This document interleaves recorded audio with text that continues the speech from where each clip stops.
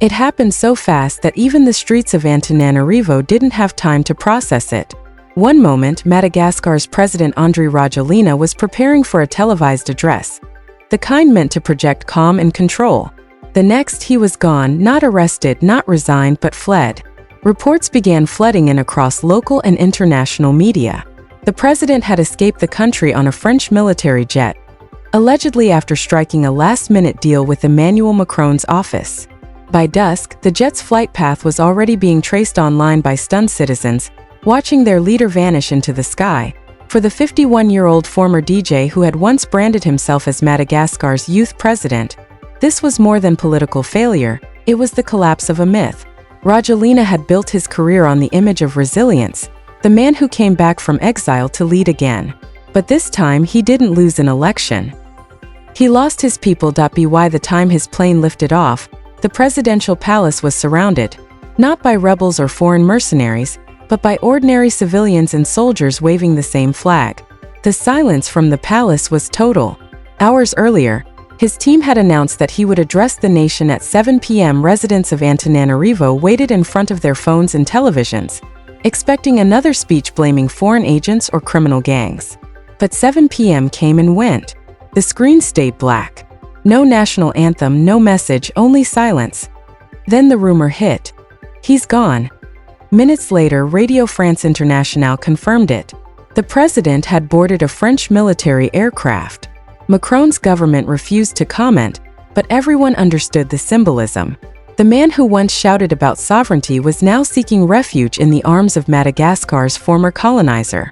To the people, it felt like betrayal, not just political but personal. Crowds gathered outside the city hall, where anti-government protests had been raging for weeks. What had started as anger now turned into euphoria. Soldiers from the elite Capsat unit, the same unit that had helped Rajoelina rise to power in 2009, joined the crowds.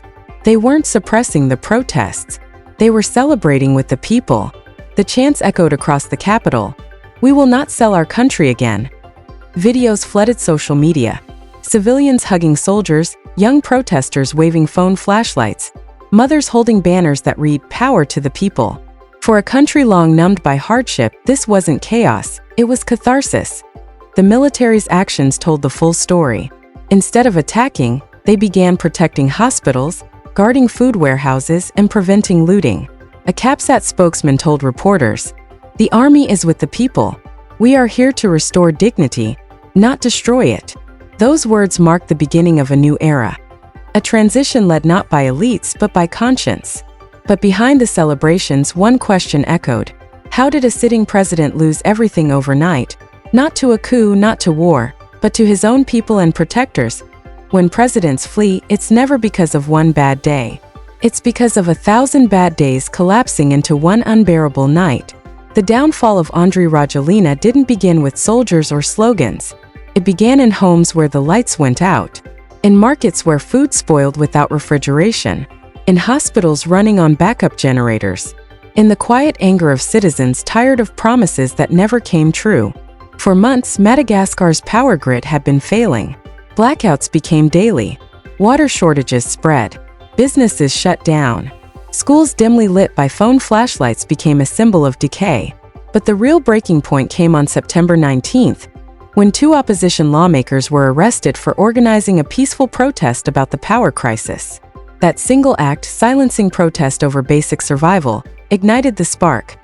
Within hours, students, workers, and young activists began coordinating online under one name: Gen Z Madagascar. They didn't have parties or money, but they had something more powerful: exhaustion. Their slogan was simple: "We are tired." The government's response was predictable: denial and force. Police fired tear gas into crowds, while officials appeared on television blaming criminal gangs. But the more they talked, the less anyone listened. The protests weren't political. They were generational. This wasn't about opposition leaders. It was about a population that had grown up under Rajoelina's rule and had seen the same promises broken twice. The president's grand plans, digital jobs, infrastructure, anti-corruption drives, had turned into photo ops. The young people saw through it all. Each night, new crowds filled the city center, chanting beneath flickering streetlights. Their signs read enough. Police violence only fueled them. Videos of brutality spread like wildfire, turning frustration into determination. The people realized they were no longer the minority, they were the nation. By early October, the movement was unstoppable. The question was no longer if the government would fall, but when. Inside the barracks, young officers began whispering what had once been unspeakable. Why are we shooting our own people? Who are we really protecting? Those whispers became an avalanche when a CAPSAT officer recorded a short video from a dimly lit room. Flanked by soldiers, he stared into the camera and said, "Let us join forces, military, gendarmes, and police, and refuse to be paid to shoot our friends, our brothers, and our sisters." Within hours, the video went viral. The nation's pulse shifted. Soldiers lowered their weapons. Police shared food with protesters. Even the gendarmes issued a public apology for their brutality. The chain of command was broken. By dawn, the entire power structure had collapsed. The Ministry of Defense went silent. Orders were ignored. Local commanders sided with the protesters. But this wasn't a violent coup. Analysts later called it a moral coup. The army didn't seize the palace. It stood guard beside the people. No tanks, no takeover, just a collective refusal to obey injustice. Inside the palace, panic spread. Advisors fled. Ministers vanished. The president, realizing the game was over, began calling foreign allies for help. His isolation was complete. By the time he was escorted to the French aircraft, the corridors of power were empty. His departure wasn't an escape from danger, it was an escape from accountability. That night, French troops secured his convoy. A line of SUVs slipped quietly through the gates of Ovado Airport. Witnesses said the plane lifted off just as the sun dipped behind the hills. No farewell message, no apology, just the sound of engines fading into the sky. For many Malagasy citizens, this was the final betrayal. The man who had declared independence from France now sought protection from it. The irony was too sharp to miss. To them, the jet wasn't a rescue plane. It was a symbol of everything wrong with Africa's old political order: dependency, hypocrisy, and fear. When dawn broke, there was no chaos, just silence. The government's social media pages went dark.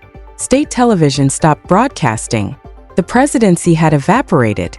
But outside, something remarkable was happening.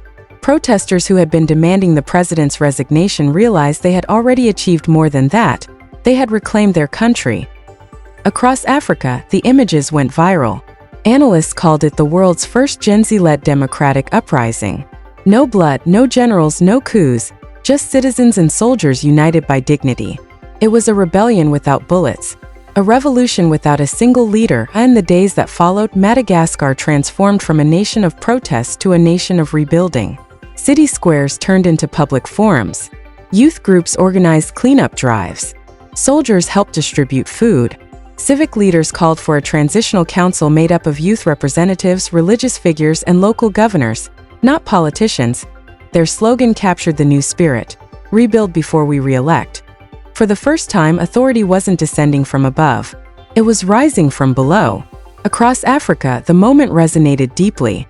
From Dakar to Nairobi, headlines read, "The youth have awakened." Governments nervous about their own restless populations watched closely. The French Foreign Ministry called it an evacuation for safety. African commentators called it what it was: the end of an era. By the week's end, markets reopened. Schools prepared to resume. Artists painted murals of soldiers standing beside protesters, not as saviors but as symbols of conscience. The road ahead was uncertain, but the fear was gone. Madagascar stood reborn, leaderless yet liberated. For the first time in decades, power did not belong to one man or one party. It belonged to the people, and as the sun rose over the island, one truth echoed across the Indian Ocean: Africa does not need guardians. It only needs faith in its own people.